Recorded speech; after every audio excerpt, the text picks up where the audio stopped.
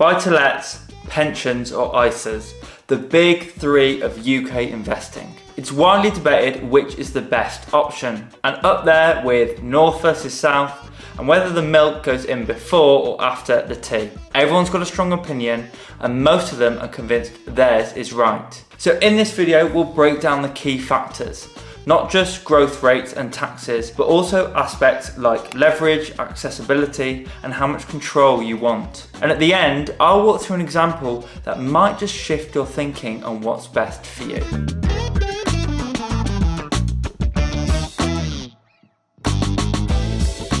So let's start with historical growth rates and look at how property has performed when compared with global equities. For property, I analysed average UK house prices from 1970 to 2024. Here, the average annual growth rate has been 8.65%. Now for pensions and ISAs, there are many investment options and funds out there, but I looked at a 100% global equity fund that tracks the MSCI All World Index. Over the same period, we had a slightly higher average annual growth rate of 9.87%. But it's worth mentioning up front, using averages can be risky. With our pension and ISA fund, we're diversifying globally, investing in roughly 1,500 stocks across 23 countries. Whereas a buy-to-let property's growth heavily depends on the location and type. For example, London as a region has had twice the property growth when compared to Scotland and the northeast of England over the last 50 years.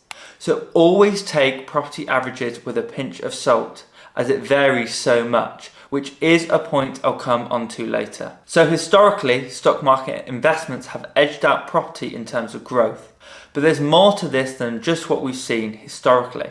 Our next factor to consider is the inevitable one, and that is taxes. Taxes on property investments in the UK have gotten much stricter over the past decade.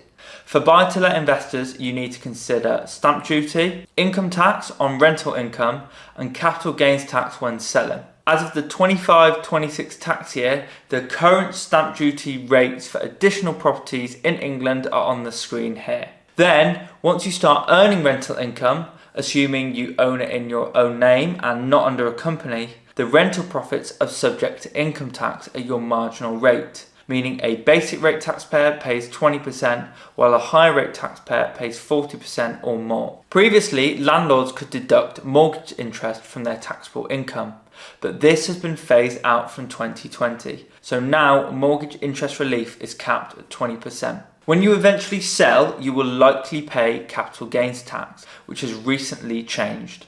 For buy-to-let property sales, basic rate taxpayers now pay 18%, while higher rate taxpayers pay 24%. These changes were made effective from 30th of October 2024 and have reduced the tax burden slightly for property investors, but they still need to be factored in when considering overall returns. In contrast, ISAs are a lot more simple. No income tax or capital gains tax to pay on sale, but you are limited to contributing £20,000 per year. For pensions, it's a little more complicated, as contributions receive tax relief at your marginal rate.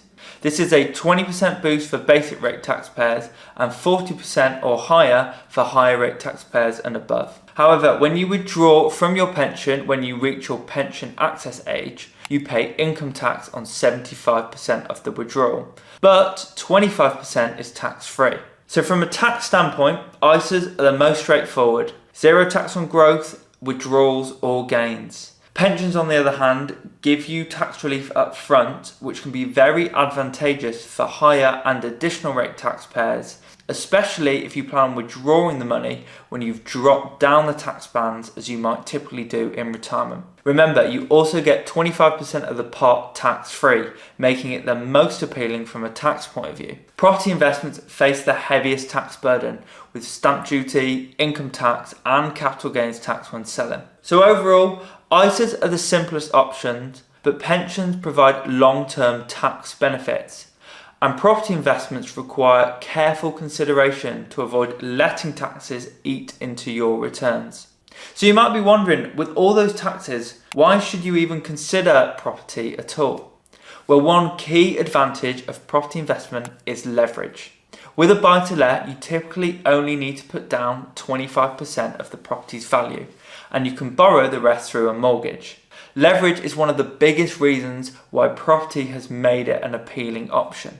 Unlike stocks or funds in an ISA or pension, where you typically invest only what you have, property allows you to use borrowed money. For example, let's say you purchase a £150,000 buy-to-let property and put down £37,500 as a deposit and take out a mortgage for the rest. If property prices rise 10%, your property is now worth £165,000, meaning you've made a £15,000 gain.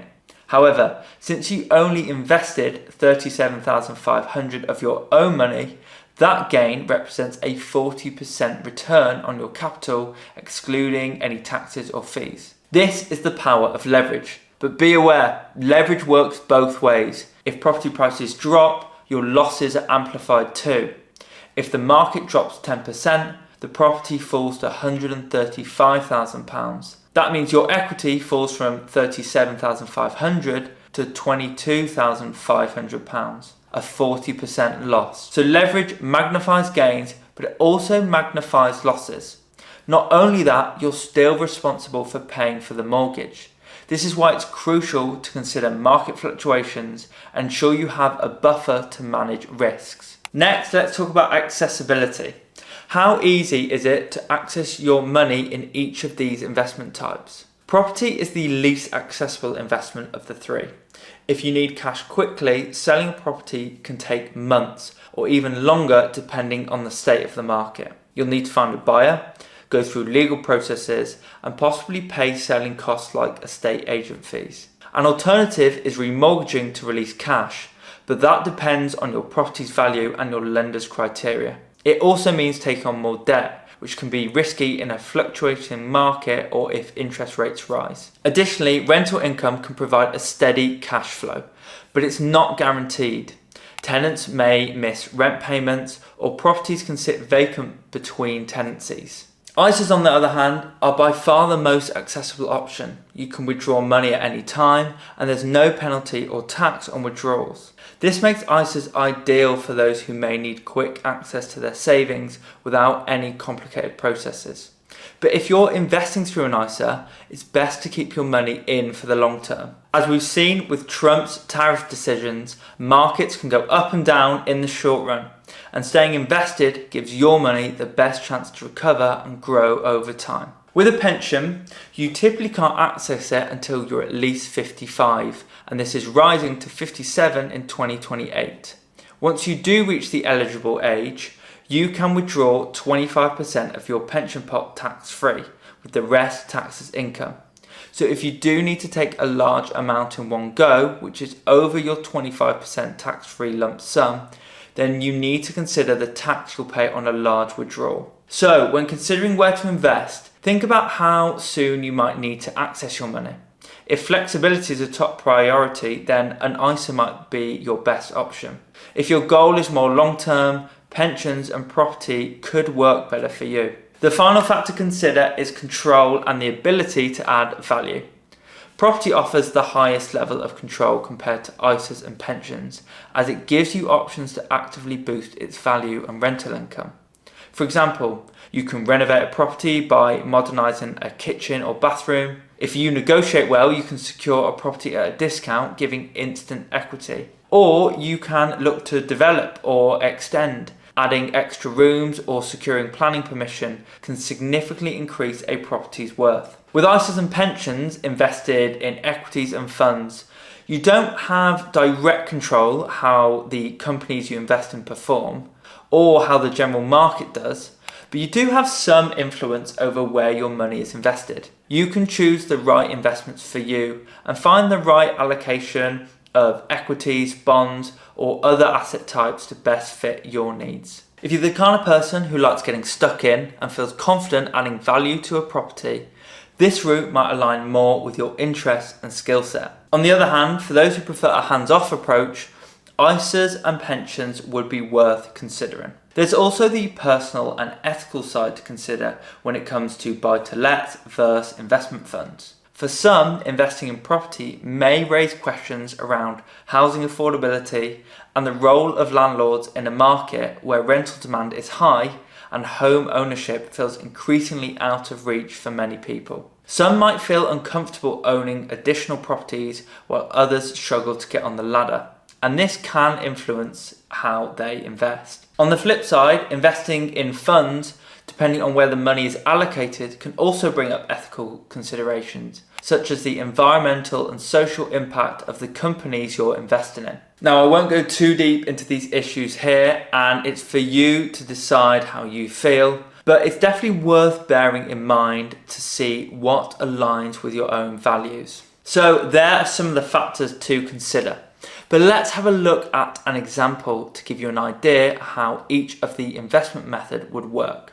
Now, a big caveat up front, with these examples I'm about to go through, they are based on the rules today, including allowances, tax bands and rates. So for example, we've got James. He's 48 and earns £51,000 a year, meaning he's just tipped into the higher rate tax band.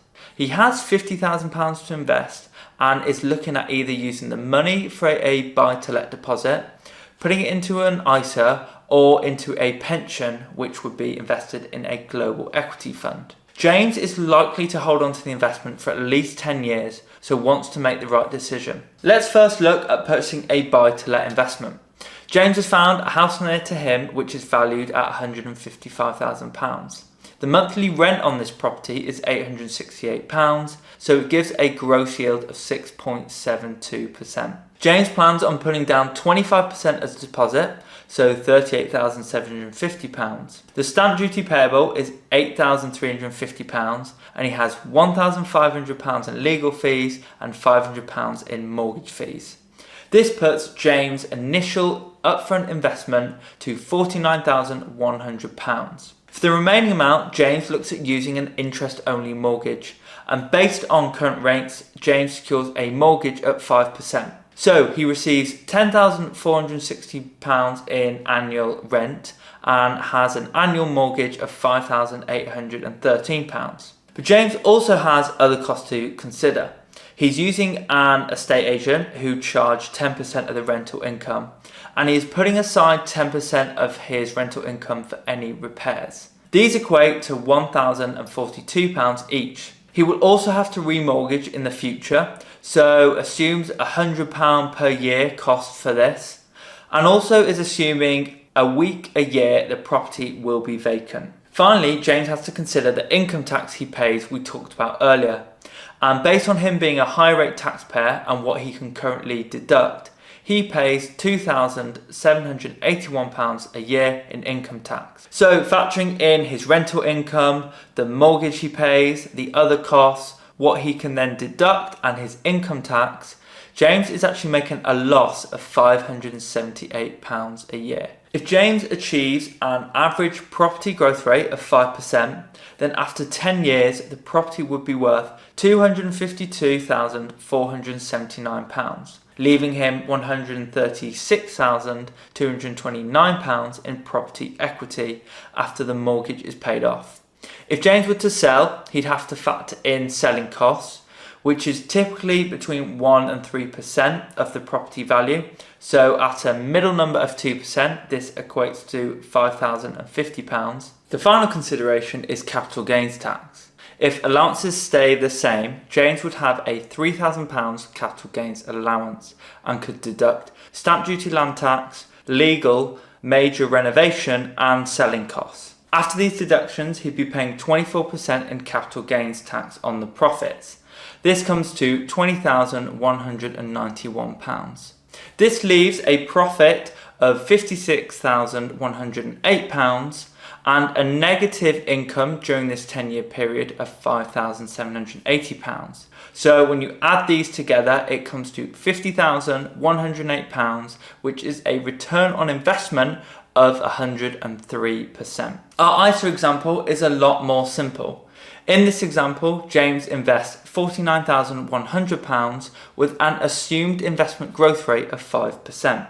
After accounting for ongoing fund and platform charges, the net annual return comes to 4.55%. Now you might be thinking, James wouldn't be able to put the equivalent initial investment of £49,100 in an ISA in one go due to the £20,000 a year limit.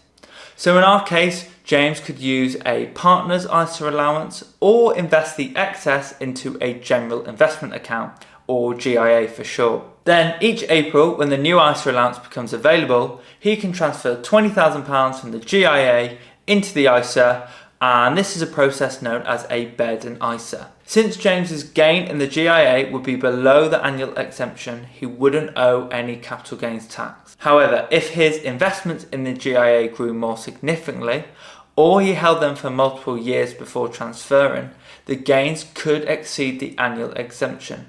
In that case, any gains above the £3,000 allowance would be subject to CGT at 18% if a basic rate taxpayer, or most likely 24% as he's a high rate taxpayer. So at the end of the 10 years, the ISA is worth £76,616, which is a total profit of £27,516. There are no selling costs or taxes to pay thanks to the ISA's tax-free status, meaning James keeps 100% of his gains, giving a total return of 56%. Now, let's see how that compares with a pension. James puts in £49,100, which thanks to 20% tax relief is grossed up to £61,375. Because his salary is £51,000, he can't contribute all of that in one tax year, but he could split the contribution across 2 tax years, say March and then April, and still get the full tax relief. The £61,375 is invested and again grows at a net annual return of 4.55%, resulting in a pension pot worth £99,973 after 10 years. When James accesses the pension in retirement, 25% is tax-free, so £24,993. The remaining 75% is taxed at his marginal rate at the time of withdrawal. In this case, we'll assume when he does withdraw from his pension, he pays 20% income tax, which comes to £14,996. Therefore, after tax, James has a profit of £35,877, which is a return on investment of 73%. But what if the growth is higher or lower? Now, of course, the growth rates will vary. We did look at long-term averages in the past, but we don't know what the future will hold. So it's important to consider various potential growth rates. At 2% growth per annum, the property would be worth £189,549 after 10 years, which gives a final profit of £3,312 and an ROI of 7%. The ISA would grow to £57,264 with a final profit of £8,164, which is an ROI of 17%. The pension would grow to £74,816, which gives a final profit of £14,493 and an ROI of 30%. At a higher growth rate, say 8%, the property would be worth £335,035, with a final profit of £111,122, giving an ROI of 226%. The ISA will grow to £102,010 with a final profit of £52,568, which is an ROI of 107%, and the pension will grow to £132,504 with a final profit of £63,528 and an ROI of 129%. The point of this example is to show you how different investment types work with different growth rates. You can see from our example that property investments tend to benefit significantly from leverage when growth is higher, meaning James gets a much higher return on his initial investment. However, if growth is lower, as it is with 2%, the leverage becomes less effective. The annual costs, including mortgage payments, agent fees, repairs, income tax and other fees, begin to eat into the returns, which is why the overall return on investment is comparatively lower. Now, Please take these examples with a pinch of salt. They're based on a number of assumptions, and slight differences can massively affect the outcome. In reality, the costs and taxes will differ, and the returns you receive won't be the same year on year. These examples were to mainly show you how the investments work in practice and how different growth rates can affect the outcome. So what would I do if I was in James's shoes with around £50,000 to invest today? Well, for me personally, despite the lower return on investment in the 5 and 8% growth examples, I'd still be leaning more towards ISAs and pensions. Now, in my opinion, while property has been a solid investment in decades past, fueled by rising prices, generous tax treatment and the power of leverage, the picture today is very different. Tax changes over the years have made buy-to-lets a lot less attractive than they once were. You've now got to factor in the 3% stamp duty surcharge and mortgage interest relief being capped at 20%. Add in higher interest rates and unexpected cost or a long void period, and the margins can start to feel very thin, especially if you're negatively cash flowing year on year like we saw in James's case, and solely relying on the capital growth to make up that loss. As I mentioned in this video, property returns are hugely dependent on where you buy, which means you're exposing yourself to more concentration risk compared to something like a global equity fund that's spread across hundreds of companies and different countries. If the local property market you invest in doesn't perform well, your overall return takes the hit, no matter how good the national average might look. Now, that is not to say property still doesn't have a place. It can work well for those people who enjoy being hands-on, are good at spotting deals, or are comfortable using leverage to scale. But for many, and for me at this point in time, a more passive, tax efficient and flexible approach through ISAs and pensions is preferred. That said, none of these options are inherently better than the others. They each have their own strengths depending on your goals, risk appetite and how involved you want to be. What really matters is making sure whichever route you choose stacks up in today's world and is stress tested, and not the one we remember from 20 years ago. The investing picture is always changing, and your decisions should reflect where things are now. So it's definitely a debated topic, and everyone has their own view on what works best. And often it comes down to personal preference and circumstances. So if you've lasted this far in the video, let me know in the comments, what is your preferred method of investing? I'd love to hear your thoughts and why, and I'll see you in the next one.